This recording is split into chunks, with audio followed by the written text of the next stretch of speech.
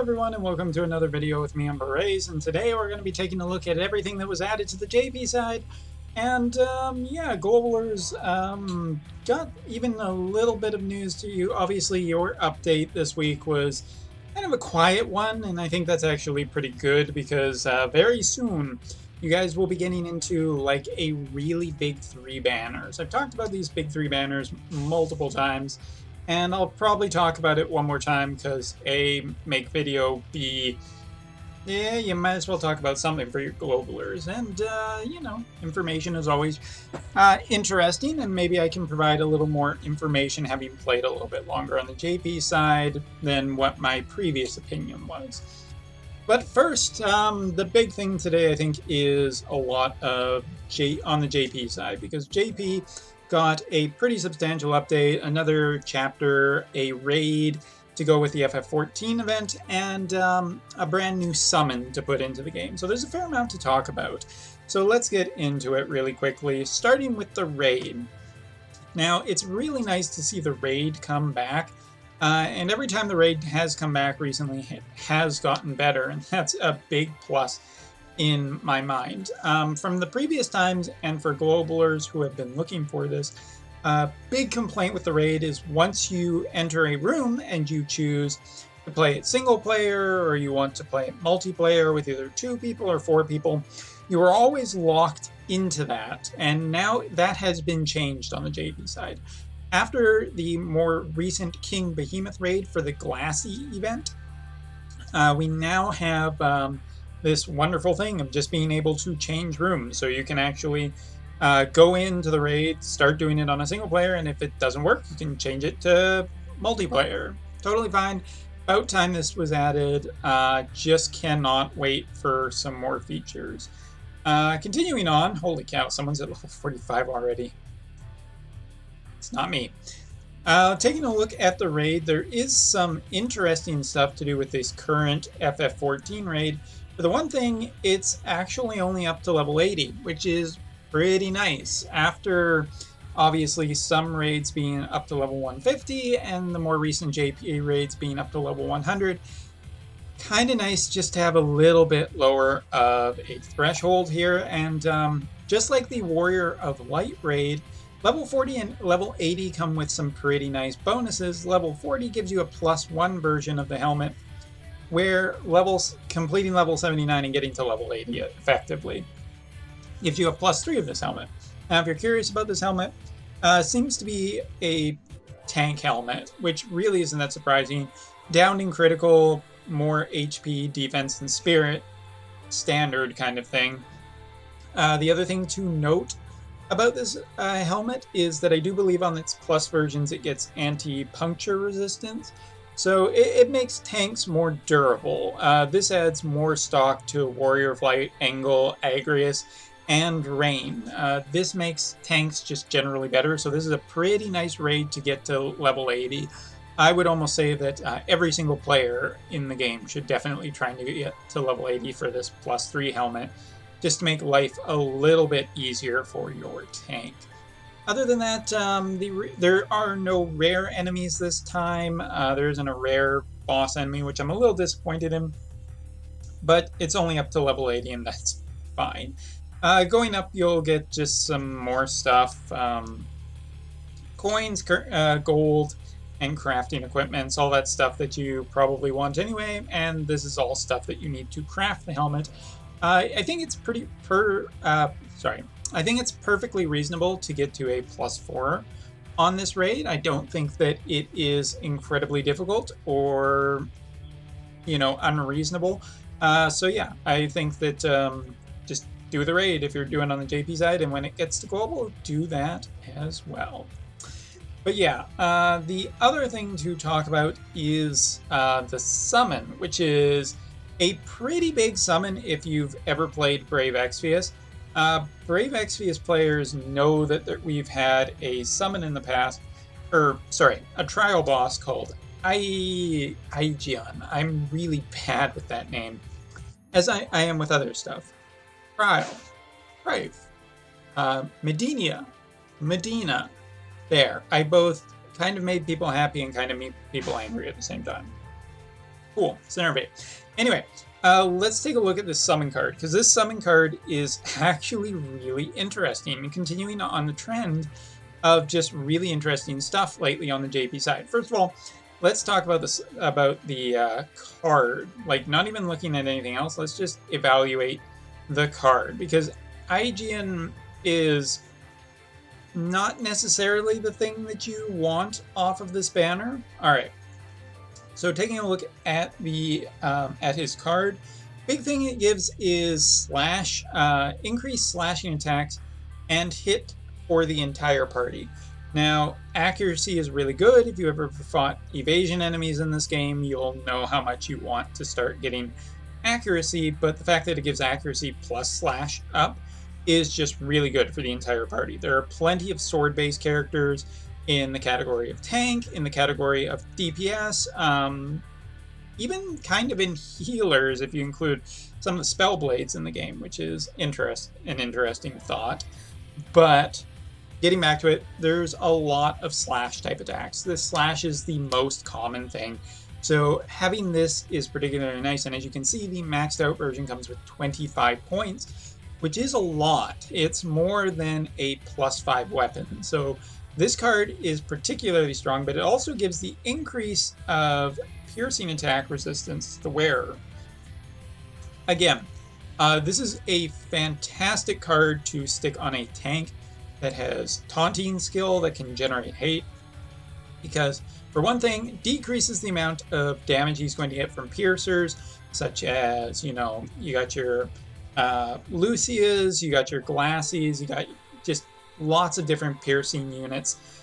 This one is just going to be particularly very nice for slash attack penetration, so it will cover some stuff, not all of the stuff. But overall, I think this card is incredibly strong. It gives a lot of benefits to the entire party, and it also provides a good defensive option for some of the really good tanks out there.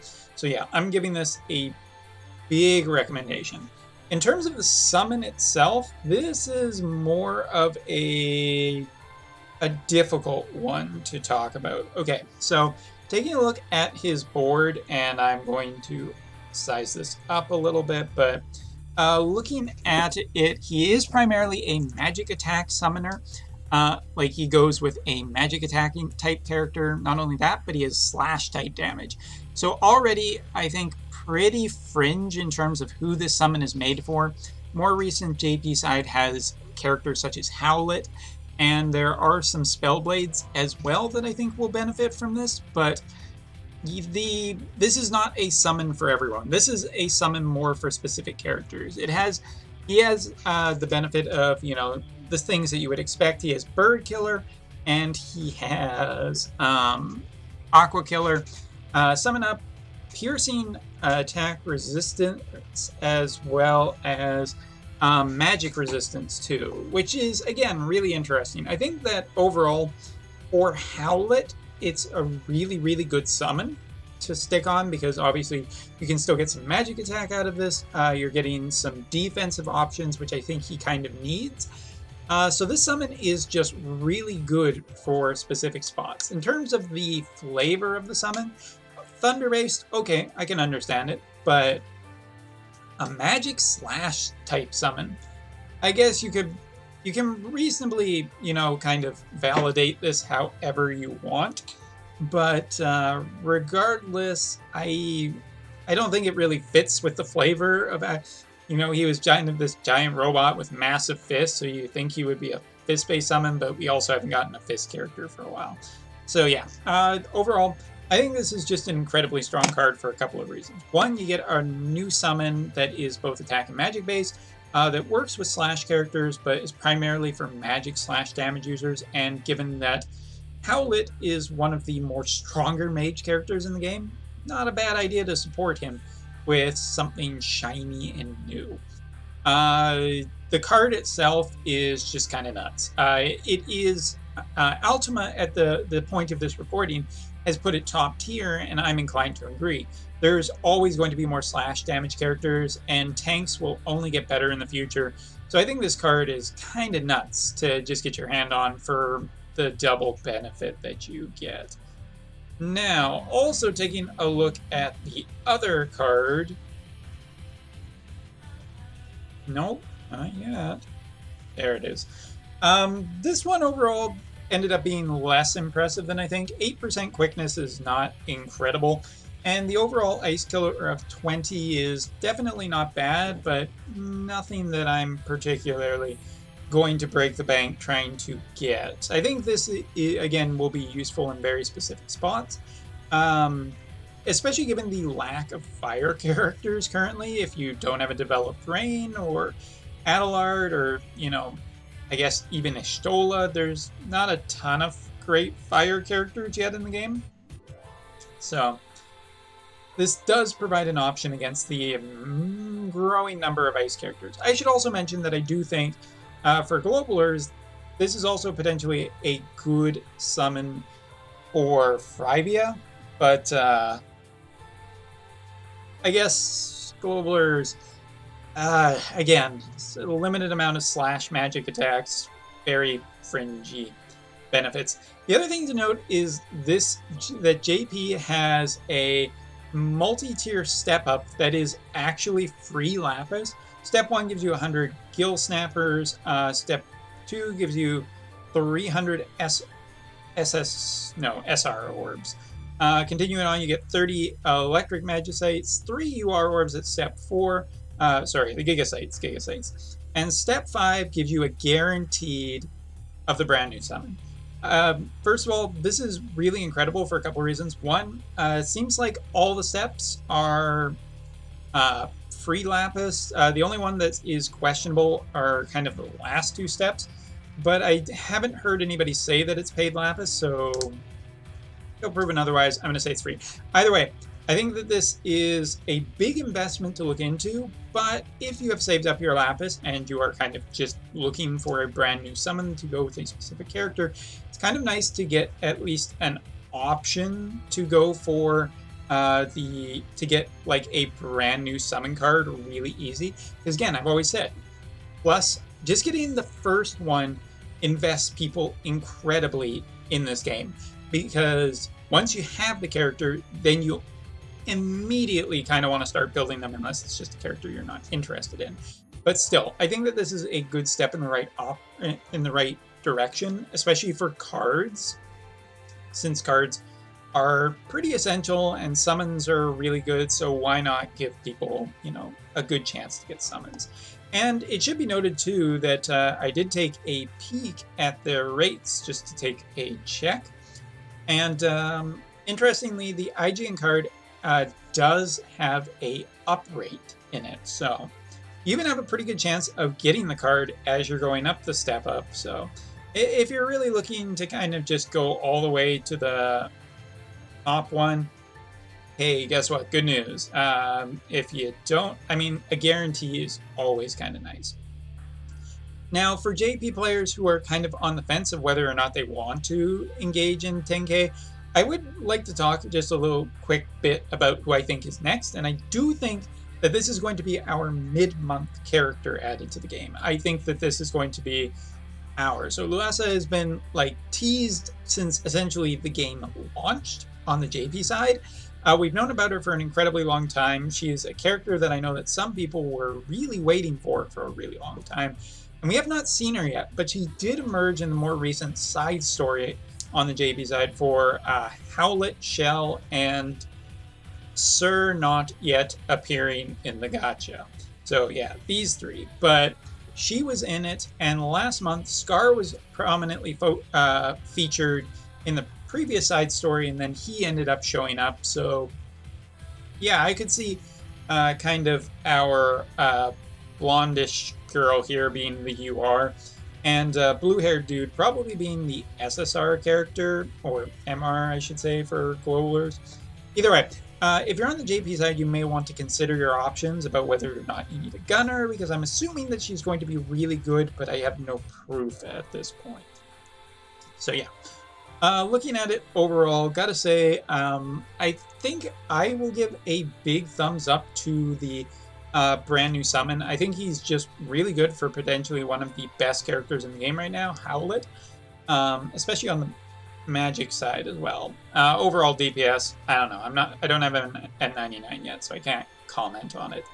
But either way, I think that him being really good kind of makes the summon really good, and the chance of potentially getting him is also really nice. So I'm just going to give a first thing on the step up, primarily because I want to see if, if I do eventually want to just go with the guaranteed later, I'll just finish the step up kind of thing. But if I don't want to do it later, then, well, you know, whatever. And hey, we're getting a little bit of payoff. It's not a card, though, which, okay. I'm never going to get Blood Moon, by the way. He just don't want to show up for me. Helena. Huh. Maybe new version of Helena will show up soon.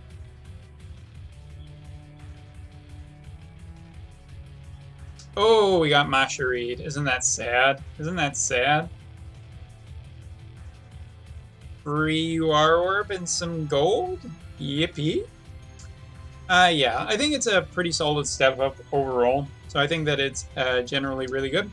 And, oh yeah, I forgot one more thing, which was totally in my queue to talk about.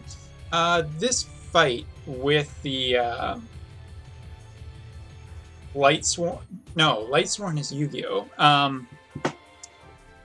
Sin Eaters. It's been a while since I played FF14.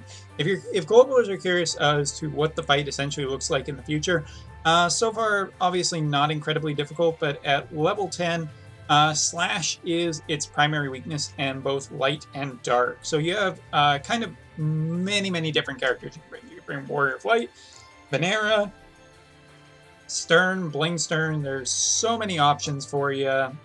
So yeah, if you were curious as to what you could bring, there you go. So anyway, thank you very much for watching, and I'll see you next time. Take care.